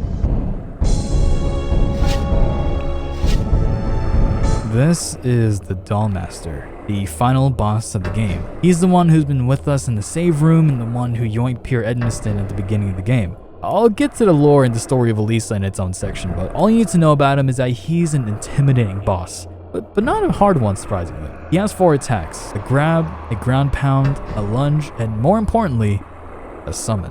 He's able to summon the crawling doll, the mechanical firefly, and the mini psycho ghost from what I can tell from my playthroughs. The enemy he spawns serve as a way to get ammo, which is a nice touch, much like the Doctor boss fight from Cry of Fear, if you guys played that. You can also heal if you're not quick. If you want to defeat him quickly, I recommend equipping the Tommy gun for your main damage dealer and the shotgun for the small enemies he can spawn. But if you do this strat, he won't be able to spawn any enemies. Basically, just stay to his side and fire away, making sure he doesn't grab you, and when you stun him, that's the perfect time to reload. If you keep this up, you'll both be going in circles and the Dollmaster won't be able to lunge or spawn enemies. But eventually, he'll go down and the game is officially done.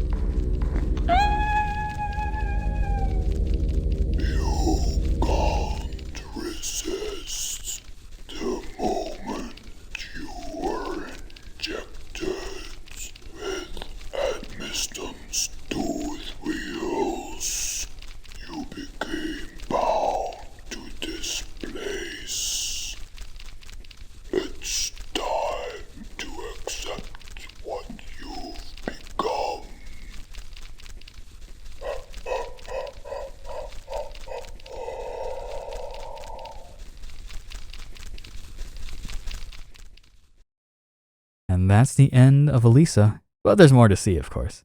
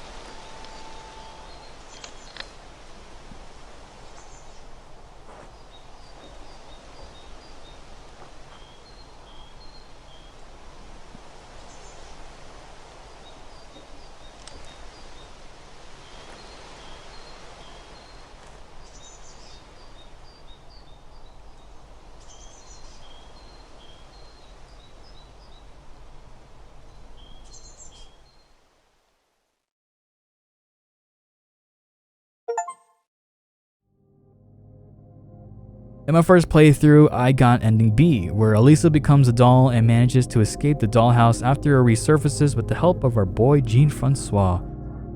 Now what the hell does this even mean? Well, to fully understand the story, let's go do all of the endings and do the other things I didn't get to do in this playthrough. So let's go grab the other endings, shall we?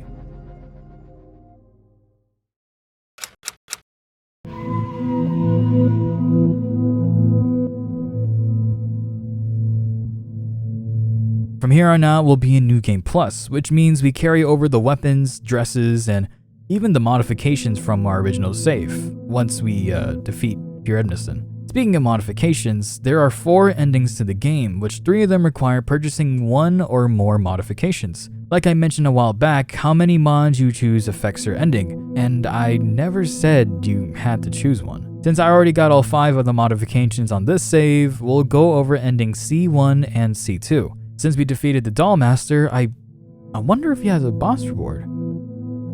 A devil coin? What the hell is that?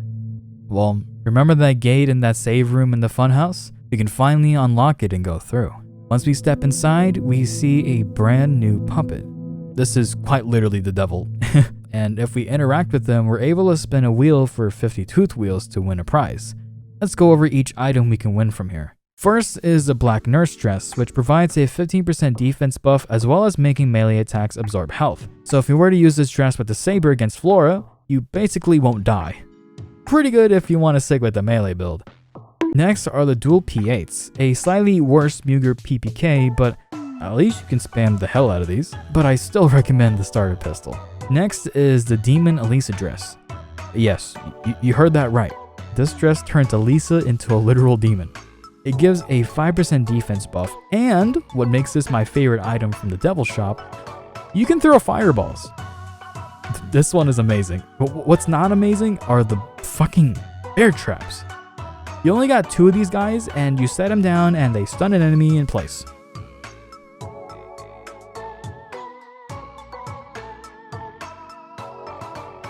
I have yet to find a use for these. And finally, we have the Bullet Belt, my second favorite item here.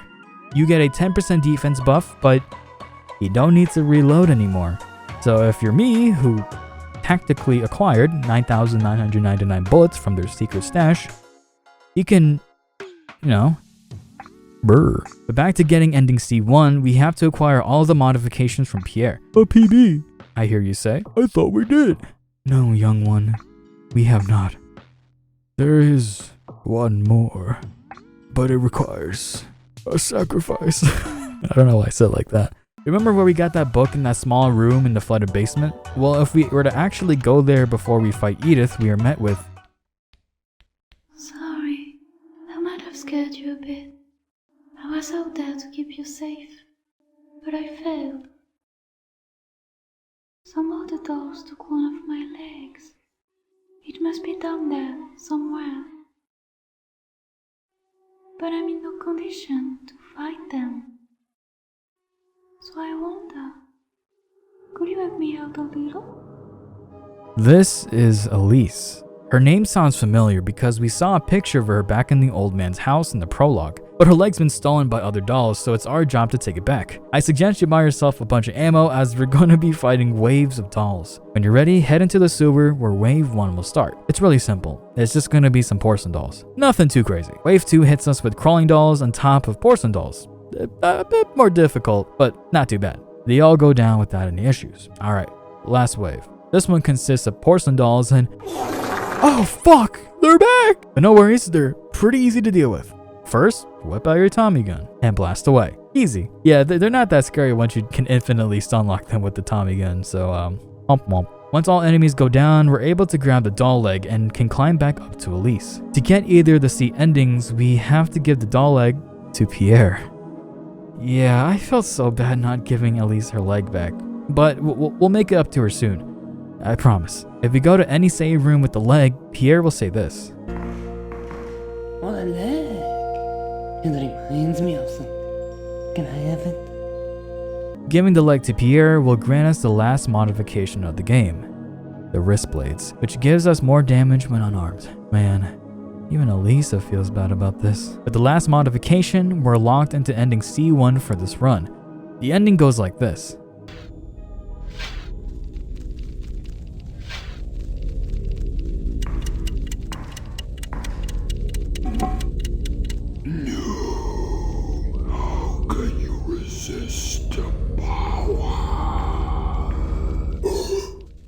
I'll show you power.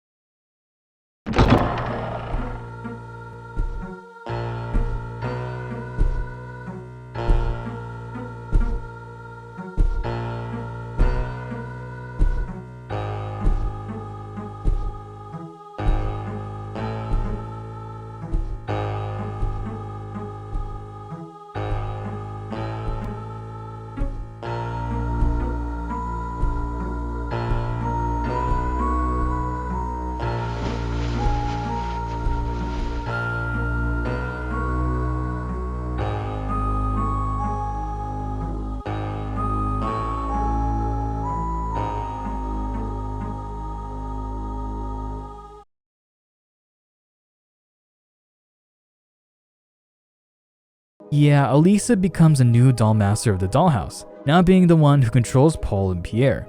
It's really interesting how in endings B, C1, and C2, as you'll soon see, Elisa fully submits and embraces the power of the tooth wheels and becomes a doll herself. I'll discuss my thoughts in the story section of the video, but how do we get the second version of ending C? Well, after getting this ending, you gotta do another playthrough, as per, and this time, instead of handing the light to Pierre for the last modification, since we already got it, we can thankfully just return the light to her. I'm so grateful that you returned my leg. Next time you're in trouble, I'll be there to return the favor. Oh, and I found this on my way here. You might need it. So this is originally how we were supposed to get the locked book for the library puzzle. But Elise wasn't kidding when she says she'll return the favor the next time we're in trouble, as when we go to fight Edith.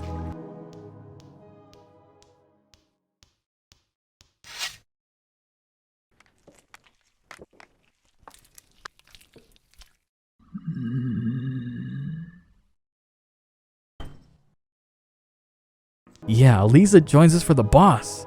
That's so freaking cool! Her moveset consists of shooting from her wrists, much like the dual P8s from earlier, as well as switching to her wrist blades and slashing. Dude, she's so cool! I wish we got more of Elise as when we defeat Edith.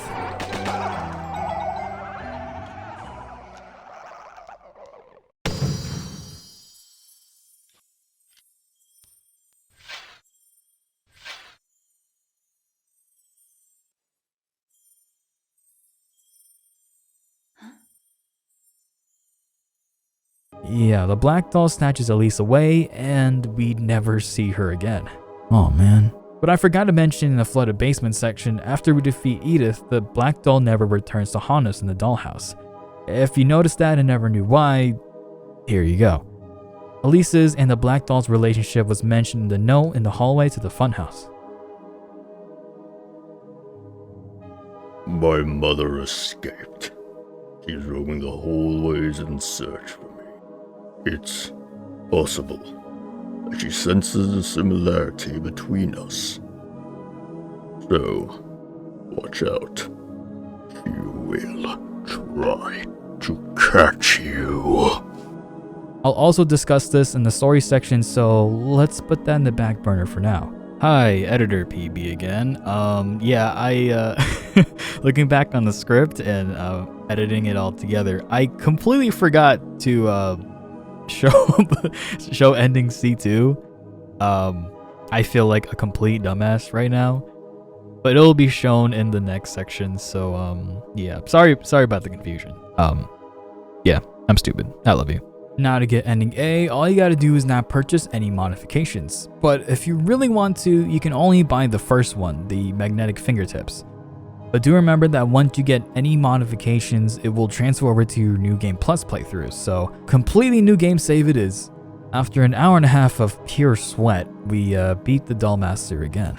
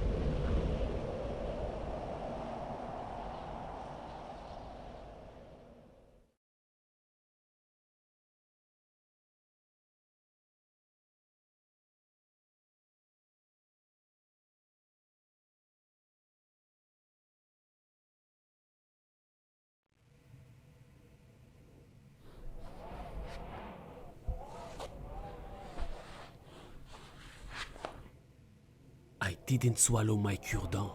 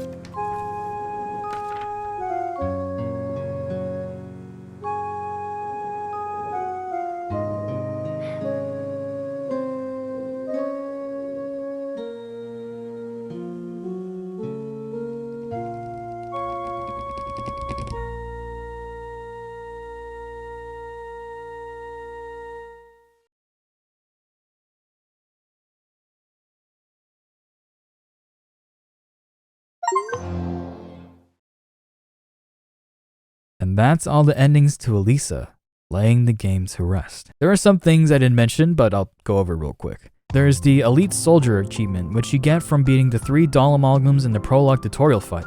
As you can see from the footage, I basically got the 3 in line as we circle around the dollhouse entrance. Then I timed my saber attack with the first doll amalgam's attack, which will stun lock it. Just rinse and repeat until you're about to hit the wall, and bolt to the middle again. Eventually, they all go down and we still get pulled into the dollhouse. But when we wake up inside, we're rewarded with 25 tooth wheels. Very nice. There are some dresses I forgot to mention or go over, like the Hazard armor and the White Master's dress. Getting all of the dresses gets you the Fashion Expert achievement. Same thing goes for the weapons. I'll put all the ones I didn't mention on screen now. Here's the High Power Rifle and the Mallet. Getting all the weapons gets you the Weapon Expert achievement. There's also the Investigation achievement for reading all the notes in the game. I think I missed 1 or 2 as I just can't find it or remember where I haven't checked. Whoops. And there's also the Save the Dolls achievement for not killing a single doll and just killing the bosses. Before we conclude today's video, I want to go over the story of Elisa and what could possibly be tackled in the game's expansion, Elisa the Parting. I did my best to piece it together myself, but when I stumbled upon this post, Steam user PythonFP, OTP Techo, and previously mentioned Salty Justice constructed the timeline of events that couldn't have been said better myself.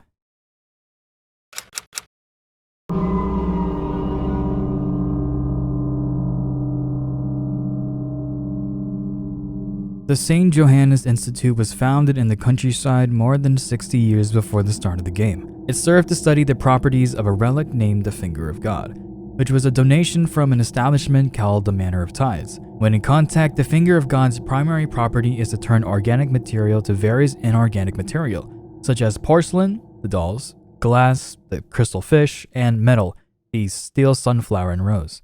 Patients, or most likely the situation, kidnapped individuals, were used to uncover the power of the relics, and the results were, well, you know how they turned out. The end goal with this sliver or finger of power was to play God and manipulate life itself, trying to create unrecognizable beings with powers, but the only true successful creation being Edith Boileau. After some glass-like petrification, she began to mutate and grew tentacle legs from her body, granting the ability to control the surrounding substances into water.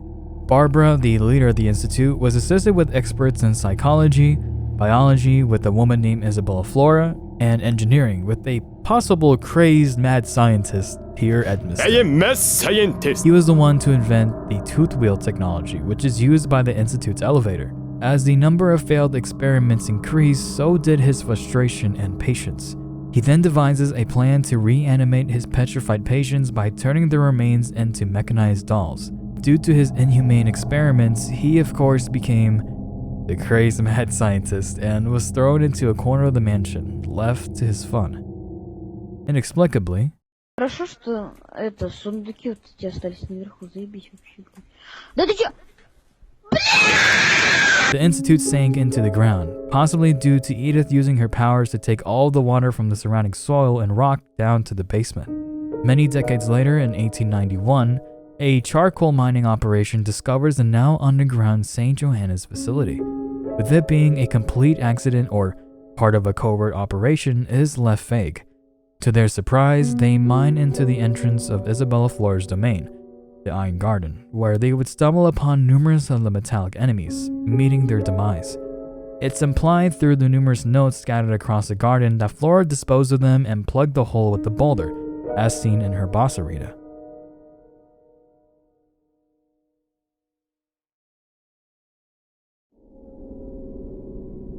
Some time would pass, and a spy named Albertus Alvarez would steal some blueprints, and the Empire was not too happy about that. They would send their elite brigade, the Crows, I see what you did there, to find him, as seen in the intro cutscene of the game. That's where we're brought to the present, where the game takes place, with Elisa and her colleague Jean-Francois. They manage to trail Albertus down, and in the midst of their chase, Jean accidentally swallows his toothpick, leaving Elisa to stupidly throw her emergency flare. Why did she do that? Why did she do that? Where she would share the same fate as Albertus, being pulled down into the St. Johannes Institute, aka the Dollhouse. During her adventure, Elisa meets Paul, a merchant puppeteer who absolutely wants the tooth wheels Elisa collects. She later meets a friendly doll by the name of Elise, who was being chased by a towering black doll, Barbara, her mother and leader of the Institute. Both of them are seen in the photo in the old man's house upstairs. The game theory is that the black doll is the old man's wife, who was in the Institute when it disappeared all those years ago,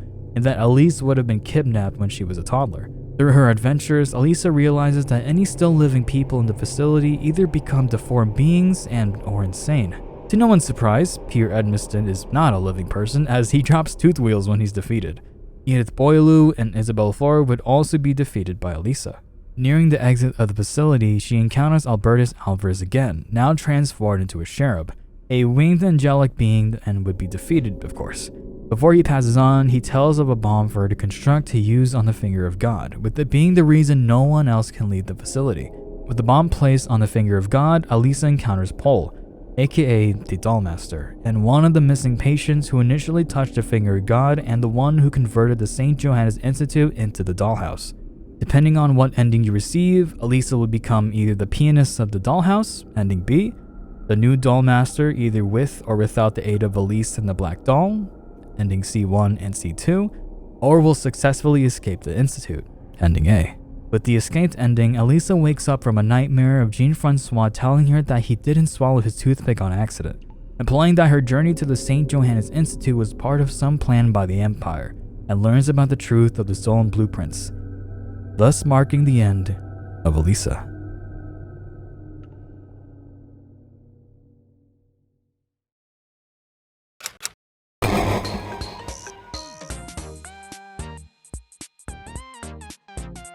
Alisa is, without a doubt, one of my favorite games I've played this year. I've talked about and criticized some aspects about the game, especially the book puzzle for the tree key. That I really did not like. But a majority of the game I really did enjoy. I personally like the backtracking. Yeah, I know.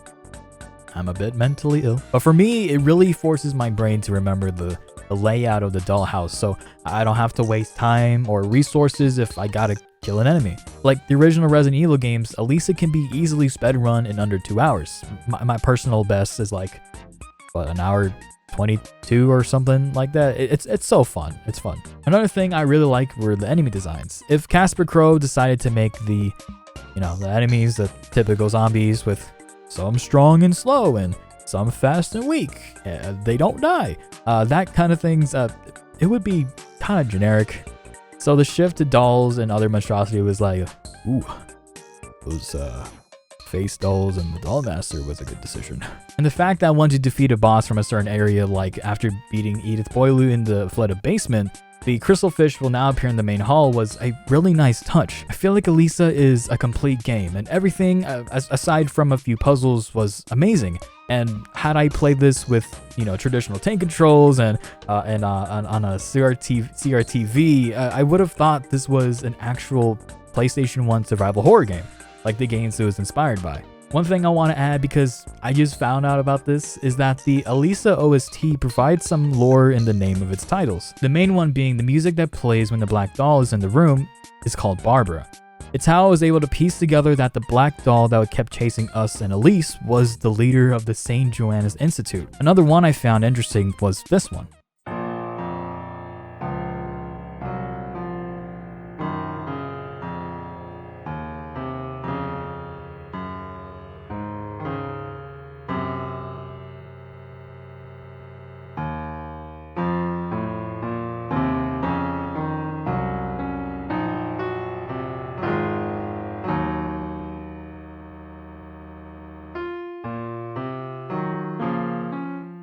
This is from ending B of the game, where Alisa doesn't escape and becomes the pianist of the Institute.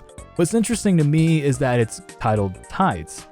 I personally have a sneaking feeling that the melody or the piece that Alisa's playing is the Manor of Tides sort of theme. So if we were to hear this melody or some form of it when someone is being introduced, or hell, in a future game where the main character stumbles upon a giant building, it'd be the Manor of Tides. Conveniently, as of writing, Casper Crows have been working on a spin-off of the game, Alisa: The Parting.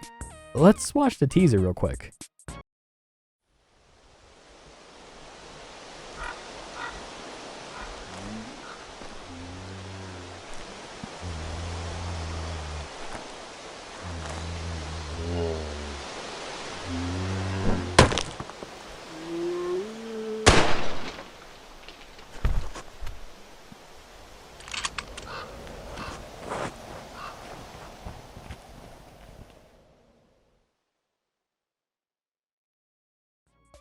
Yes, we get to play as our lover Jean now. Oh God. Oh, 2025 is gonna be a great year, my friends. We're also introduced to a brand new character, a handsome ginger fellow. Wielding what looks like a PA pistol. It looks like we're going to be on another doll killing adventure in the village. In the description, Casper Crow writes that it's a spin-off set during the same events as the main Alisa game, following a different character. Now I think it'll take place in ending B, where Alisa becomes a doll and escapes the Institute, where Jean is heard shooting some possible leftover dolls and letting Alisa live. It's going to be really interesting how this plays out. Is it going to be a co-op game?